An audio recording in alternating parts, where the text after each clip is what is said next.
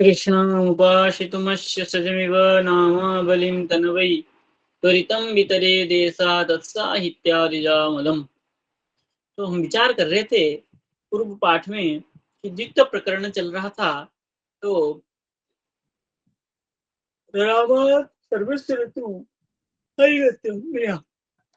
तो क्या कह रहा है कि विष्णु जने रामात परो विष्णु जन दीर्घा स्यात्। राम के पर में जो विष्णुजन रहता है पर विष्णुजन का तिक्त होगा। एवं सर्वेश्वरे परे, सर्वेश्वर पर में होना चाहिए। हरिगोत्रम बिना, हरिगोत्र का क्या होगा? हरिगोत्र परे रहने से नहीं होगा। हरिगोत्र को छोड़ करके अन्य कोई विष्णुजन रहे तब क्या होगा? दित्त हो जाएगा। इसी बात को कह रहे हैं। सर्वेश्वरे परे तु हरिगोत्र नामानं विष्णुजनम वर्जयित्वा। सर्वेश्वर पर में हो अथवा हरिगोत्र छोड़ करके अन्य कोई विष्णुजन पर में हो तब क्या होगा? पर विष्णुजन का दित्त हो जाएगा। जैसे कार्ष्ण्यम का बताया। कार्ष्ण्यम में देखिए तो र के पर में स मिला, स के पर में ण मिला। यदि वहां पर हरि गोत्र होता तब नहीं होता। जैसे आगे कह रहे उसके बाद में हाच सर्वेश्वरातः सर्वेश्वरतः परातिथि वक्तव्यम। तो उसमें क्या कह रहे हैं? सर्वेश्वर के पर में के उत्तर में जो विष्णुजन होगा उसका दित्य होगा। सर्वेश्वर पर हराम दीर्घा स्यात्। सर्वेश्वर के पर में हराम के उत्तर में, सर्वेश्वर के पर में हराम, हराम के पर में जो विष्णुजन होगा उसका क्या होगा? दित्य होगा। ब्रह्मा, क्या कह रहे हैं? ब्रह्मा। ब्रह्मा में क्या है? ब्र में अ पड़ा है।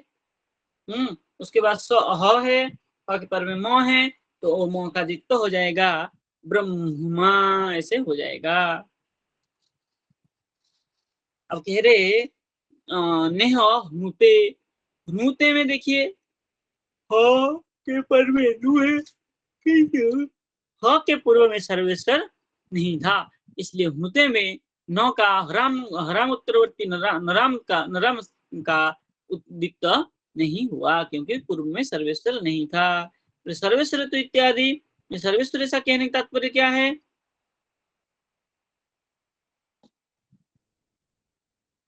बोले परामर्श। अब देखिए परामर्श तो क्या है यहाँ?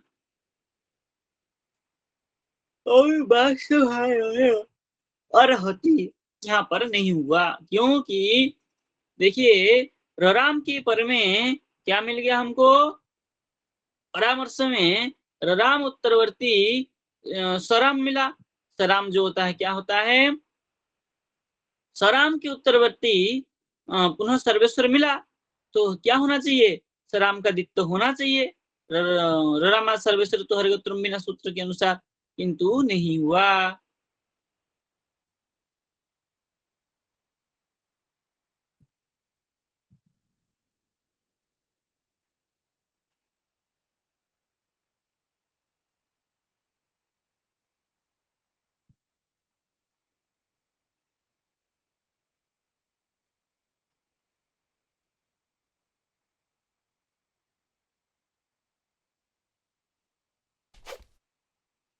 तो यहाँ क्यों नहीं हुआ? बोले सराम जो है वो हरिगोत्र है, इसलिए सराम का दित्य नहीं हुआ। सराम के पर में यदि सर्वेश्वर अतिरिक्त अन्य कोई विष्णुजन होता तो यहाँ पर सराम का भी दित्य हो जाता, क्योंकि यहाँ सर्वेश्वर के होने के कारण नहीं हुआ। अब देखिए बारसभानव्य, वो भी राम के पर में सराम मिला, सराम के पर में सर्वेश्वर मिल गया, इसलिए नहीं हुआ। और होती के पर में हराम मिला, इसलिए स स सह हरिगोत्राणी, इसलिए वहां नहीं हुआ, ये दिखाया। बोले हस्तु विष्णु ने च न, कह रहे हस्तु विष्णुजने, ह के पर में विष्णुजन का दित्त नहीं होगा। देखिए क्या है, अर्यते, देखिए र के पर में ह मिला है कि नहीं, तो र के पर में जो ह मिला, ह का दित्त नहीं हुआ। वो तो पहले विष्णु ने हरुआ मना कर दिया था वहां, क्योंकि हरऊ बिना ह और र का दित्त नहीं होता है। तो र के पर में जो ह मिला वो ह का विष्णु जन पर में होने के कारण दित्त नहीं हुआ। ओके, सर्वत्र साकल्यस्य इति आदित्य पक्षानुलेख्य तस्याम प्रमाद। यदि सर्वेश्वर आदित्य पक्षानुलेख्य, यदि कोई दित्त नहीं करता है साकल्य के मत में, यदि पर में कोई सर्व विष्णुजन हो तो दित्त नहीं करता है, उसका प्रमाद ऐसा साकल्य की मत है। लेकिन आजकल की पाठ में, पुस्तक में, पाठ्य पुस्तक में ये तो होता ही नहीं है, प्राय करके देखा ही नहीं जाता है हमें हर जगह दित्त होने की। धर्म में पहले धर्म, कर्म, कार्य ये सब लिखा रहता, दित्त ही दिखा जाता, किंतु अब नया पुस्तक में नहीं दिखता है।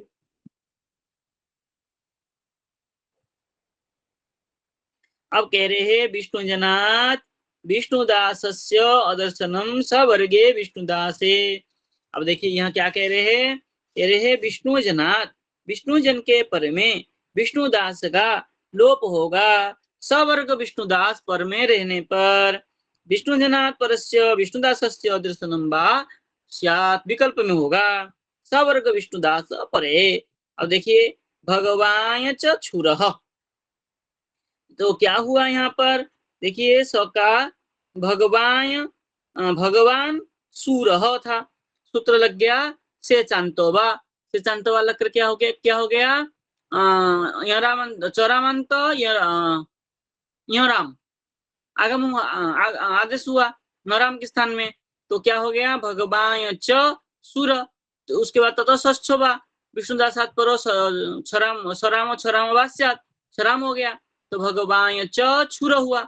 अब देखिए भगवान च छुर में तो क्या हो गया, विष्णु जन हो गया भगवान का य, उसके बाद मिला च, उसके बाद मिला सवर्ग विष्णुदास छ, तो क्या हो गया चराम का लोप हो गया, तो भगवान छुरह, एक बार होगा एक बार नहीं होगा, तो जब नहीं होगा तो भगवान च छुरह ऐसे होगा। बोले अस्य सर्वत्राकरणम विकल्पे विकल्पेन आवश्यकत्व अभावात्।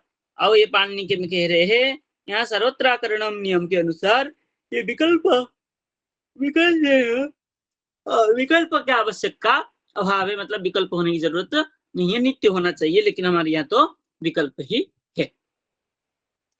आगे कह रहे हैं अव्यक्तानुकरण शब्दानाम अद्भागस्य हर इतौ हरिगदा निषेधश्च, मतलब अव्यक्त अनुकरण शब्द हो और उसके पर में इति हो तो क्या होगा, अद्भागस्य हर, अद्भाग का हर हो जाएगा और हरिगदा नहीं होगा। पटत पटत घटत चटत मटत ये सब क्या है, अव्यक्त शब्द है। ये अव्यक्त शब्दों के पर में इति रहने पर क्या अत भाग का लोप हो गया, तो पटत में अत चला गया तो क्या हो गया पट इति। अब टॉका विष्णुदास विष्णुनाथ हरिगस हरिगदा, टॉका ड होना था, लेकिन सूत्र निषेध कर दिया, हरिगदा निषेधश्च हरिगदा नहीं होगा, तो पट इति पटीति, घट इति घटीति ऐसे हो जाएगा।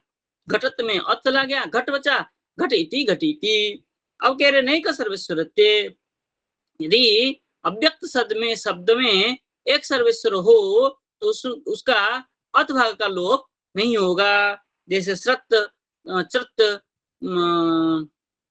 पर्त, ऐसे जो एक सर्वेश्वर होगा, श्रत में क्या है, स्र में ही एक सर्वेश्वर है, चर्त चरत मतलब श्र में ही एक सर्वेश्वर होगा, प्रत करके प्र में ही एक सर्वेश्वर होगा। ऐसे ही ये जो एक सर्वेश्वर अव्यक्त शब्द है उसका अथभाग का लोप नहीं होगा। तो विष्णुदास विष्णुनाथ हरिगस हरिगदा सदीति।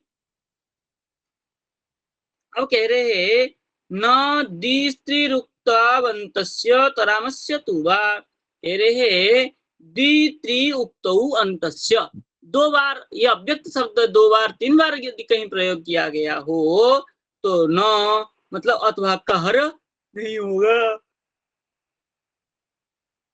तरावस्य तुवा विकल्प में एक बार तराम का, जैसे घटत घटत है तो घटत का तराम का विकल्प में लोप हो जाएगा। देखिए पटत पटत इति, बोले पटत पटत में तराम का विकल्प में लोप हो गया तो क्या हो गया, अद्वय मिद्य ए हो गया, पटत पटेति। और जब नहीं हुआ लोप तब द्विशुदास विष्णु हरिगदा होकर के पटत पट दीति। अब कह रहे हैं कथम बड़भी बलभी पर्यंक पल्यंक रघु लघु कपिलिका कपिलिका इत्यादि, बोले इस सब में बड़भी बलभी। अब देखिए एक नियम कह रहे हैं डलयोर लयोश्च प्रायः एकत्व श्रवणात्, डल रल का प्राय एकत्व श्रवण होने के कारण क्या होता है, एक जैसा हो जाता है। तो बड़ भी बल भी ड और ल का समान उच्चारण होने के कारण ड के स्थान में ल हो गया। पर्यंक पल्यंक र और ल का भी समान उच्चारण होने के कारण पर्यंक पल्यंक, र के स्थान में ल उच्चारण हो गया। रघु लघु र और ल एक होने से रघु का लघु हो गया। कपिलिका कपिलिका, देखिए र का ल हो गया तो कपिलिका के स्थान में कपिलिका हो गया। ये रल और डल एकत्व श्रवण होने के कारण ये कपिलिका कपिलिका बड़भी बलभी आदि प्रयोग हो जाता है। सरा में टनाभ्याम तुग्वेति वक्तव्य। सरा में कह रहे हैं सरा में टनाभ्याम, सराम के पर में हो तो और न के पर में तुक आगम होता है। देखिए सठ साधव सौ पर में मिल गया तो ट मिल गया पूर्व में तो तुक आया, क्या हो गया तुक में उका भी तो बच गया सटत साधव। ऐसे ही भगवान साधु, तो भगवान साधु में न मिला, न के पर में साधु का स मिल गया तो क्या हो गया तुक आया, तुक का उका भी तो बचा भगवान साधु, ऐसा होता है। ये आपको शब्द में शब्द साधन में भी मिलेगा। सुप्रत्यय जब आएगा तो वहां पे विष्णु जन शब्द में प्रयोग करेंगे। अब कह रहे हैं सौरौणाभ्याम टकौ बेति वक्तव्यम। कह रहे सौरौ सौरी पर में हो तो णगाभ्याम टकौ, ण के पर में ट आगम होगा और ग के पर में क आगम होगा। सुगण शंकर, देखिए न आया और तो बात में सौरी का शंकर का स आया सौरी में तो सुगणट शंकर न के पद में ट आगम हुआ। ऐसे ही प्रांग स्वभु ग के पर में क आगम होगा तो प्रांग पर में स्वभु का स्व जो है सौरी है, इसलिए क्या हो गया प्रांक स्वभु। प्रांग षष्ठ ग के पर में क आगम होगा प्रांक षष्ठ, षष्ठ जो सौरी में आता है इसलिए प्रांक षष्ठ। तो यहाँ तक विष्णुजन संधि तक हो गया। तो विष्णुजन संधि तक तैयार करिए, कल हम पूछेंगे पाठ में पहले, फिर आगे विष्णु सर्ग संधि का पाठ कल चलाएंगे। अभी किसी को कोई प्रश्न हो तो पूछ सकते हैं।